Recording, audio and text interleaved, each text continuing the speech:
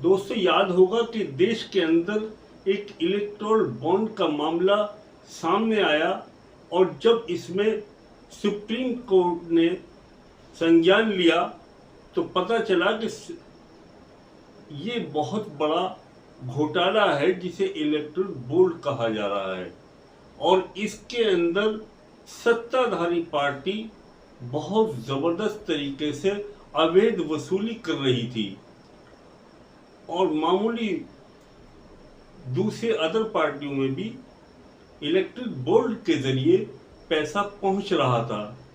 लेकिन अब ये हद जब हो गई कि जब सुप्रीम कोर्ट ने में ये उजागर होने के बाद में इसको ऐसा वैधानिक बतला दिया गया तो अब राजनीतिक पार्टियों ने इसका दूसरा रूप निकाला, यानी वित्त मंत्री सीतारमण के आदेश पर कर्नाटक के प्रदेश अध्यक्ष को यह आदेश दिया जाता है कि उनको अपने लिए फंड के लिए पैसा हर हाल में चाहिए।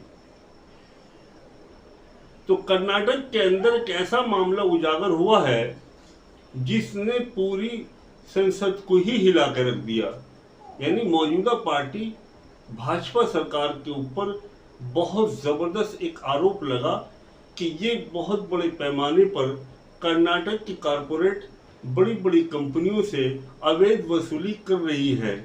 और इस झटका जब भारी हो जाता है जब पता चला कि ईडी जैसी एजेंसियां भी इस अवैध वसूली के अंदर शामिल हैं, यानी वित्त मंत्री के आदेश पर, वित्त मंत्री के कहने पर अंदरूनी ये जो पूरा जाल बिछाया जाता है जिसमें ईडी भी सक्रिय हो जाती है और ईडी सरकार के इशारे पर ऐसे कारपोरेट के और ऐसी कंपनियों के सीईओ और उनके संचालक और मालिकों के ऊपर अपना शिकंजा कसना चालू कर देती है।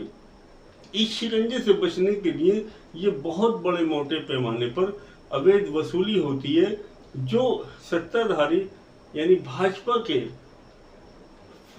फंड के अंदर ये जाती है। और इसकी ये उजागर हुआ अभी हाल ही में मार्च के महीने में इसकी शिकायत की गई, लेकिन ये मामला मार्च के महीने में दर्ज न होकर आगे चला और अदालत ने, यानी सुप्रीम कोर्ट के बाद एक हाई कोर्ट अदालत होती है, हाई कोर्ट अदालत की अपनी एक अलग से एक अदालत होती है जिसका नाम है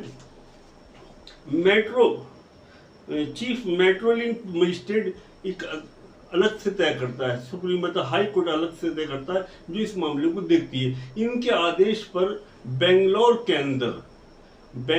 एक थाना है तिलक नगर के अंदर जहां रिपोर्ट दर्ज की गई है और इस रिपोर्ट के अंदर कर्नाटक के प्रदेश अध्यक्ष पहले वाले और अब के और राष्ट्रीय अध्यक्ष भाजपा के जेपी नड्डा और सीतारमण के खिलाफ में अदालत के आदेश पर इस थाने के अंदर यानी तिलक नगर बेंगलोर के अंदर मुकदमा कायम किया गया। अब देखने की बात यह है कि इतने बड़े पैमाने पर घोटाला होना और अगर इस पर कार्रवाई शुरू हो जाए, अगर इसके ऊपर कार्रवाई शुरू हो जाए तो क्या पूरी सरकार ही कटघरे में खड़ी हो जाएगी।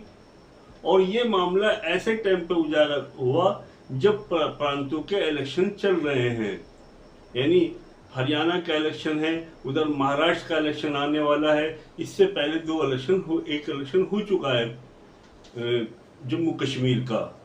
तो ये अपने आप में एक बहुत बड़ा घोटाला है। 2009 के अंदर जो सरकारें अपना आंकड़ा देती थी खर्च का, तो वहां तक कुछ सीमित था, लगभग 10 से 15 करोड़ के बीच में ये खर्च दिखाया जाता था। लेकिन 2014 की अगर हम बात करें तो इसने सारे पिछले रिकॉर्ड तोड़ दिए और लगभग 60,000 करोड़ रुपए का इसके ऊपर इलेक्शन में खर्च किया गया, जो अपने आप में एक मिसाल बन गया। लेकिन ये बात यहीं तक नहीं रुकी।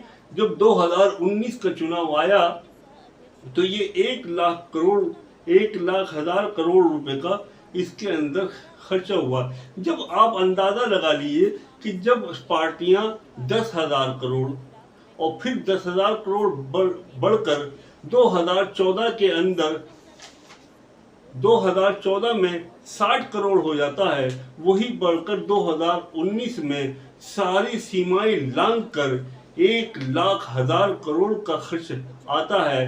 तो 1,00,000 करोड़ का खर्च आएगा तो इसकी वसूली भी तो की जाएगी। वसूली कहां से की जाए? आज जो राजनीतिक लोग हैं वे एक व्यापार की दृष्टि से राजनीति कर रहे हैं, एक उद्योग की राजनीति, व्यापार की दृष्टि से राजनीति कर रहे हैं। और ये इतनी मोटी रकम कहां से इलेक्शन में लगाई जाती है, जरा सोचने की बात है।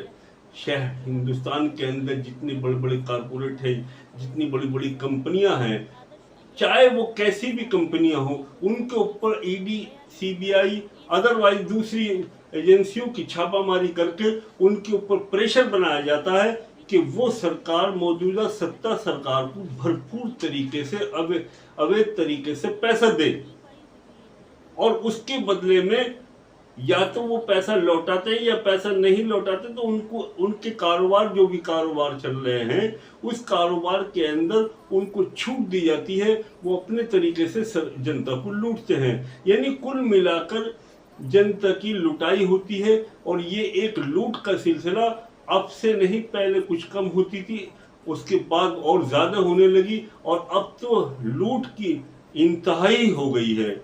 ये लूट का असर, यानी जितनी भी हमारे कारपोरेट हैं हिंदुस्तान के अंदर, बड़ी बड़ी कंपनियां हैं, इनसे मोटा वसूली हो रही है। इस मोटी वसूली की वसूली कहां से हो रही है? जनता से हो रही है। जनता पिस रही है, वो अवैध तरीके से वसूली करते हैं। कंपनियां बुरी तरह से जनता को लूटती है, लेकिन कोई भी सत्ताधारी पार्टी उनके ऊपर अंकुश लगा ही नहीं सकती, क्योंकि उनसे बहुत बड़े पैमाने पर रिश्वत ली हुई, लूट की हुई है उनसे। ये मना ही नहीं कर सकते। देखा गया दवाइयों की फैक्ट्री बहुत उल्टा सीधे पैसे वसूलती है और दीगर दूसरी कंपनी जो है वो पूरी तरह से वसूलती है। एक असेंबली नाम से एक कंपनी है महाराष्ट्र के अंदर जो बुरी तरह से लूट करती है, लेकिन बहुत शिकायतें लोगों की होती है। चाहे जनता कितनी शिकायत करे, सरकार उसके ऊपर कोई कार्रवाई नहीं करेगी, क्योंकि उनसे रिश्वत ली हुई है। इलेक्ट्रिक बोर्ड का मामला उजागर होने के बाद में सरकार ने एक दूसरी रणनीति चलाई, जिसमें ये लोग फंस गए बुरी तरह से। ये मामला अभी उजागर हुआ है, जिसमें वित्त मंत्री सीतारमण जी, जेपी नड्डा और कर्नाटक के पूर्व प्रदेश अध्यक्ष और मौजूदा अध्यक्ष, इन सब के नाम रिपोर्ट दर्ज हो चुकी है अदालत के अंदर। ये मामला अब विचाराधीन है। अब देखना यह है कि इनको सजा होती है, ये कार्रवाई कब चलती है और ये मामला कब तक उजागर होकर और कब तक इस पर फैसला आता है। इस तरह से यूं तो घोटाले पहले से ही होते चले आए हैं और ये घोटाले चाहे किसी भी दौर में कोई सी भी सरकारें हो, घोटाले सब हुए। लेकिन जितने बड़े पैमाने पर घोटाले, जिस अंदाज से खर्चे ये सरकार कर रही है, इससे पहले ऐसा नहीं हुआ है। तो दोस्तों, ये मेरी वीडियो आपको अच्छी लगी हो तो इसको लाइक करें, चैनल को सब्सक्राइब करें, अपना ख्याल रखें और अपने विचारों को कमेंट्स में ज़रूर दें, दोस्तों में शेयर करें। ये बहुत ज़बरदस्त लूट का मामला अभी उजागर हुआ है, इसको ज़रूर दोस्तों में शेयर करें। जय हिंद, जय भारत।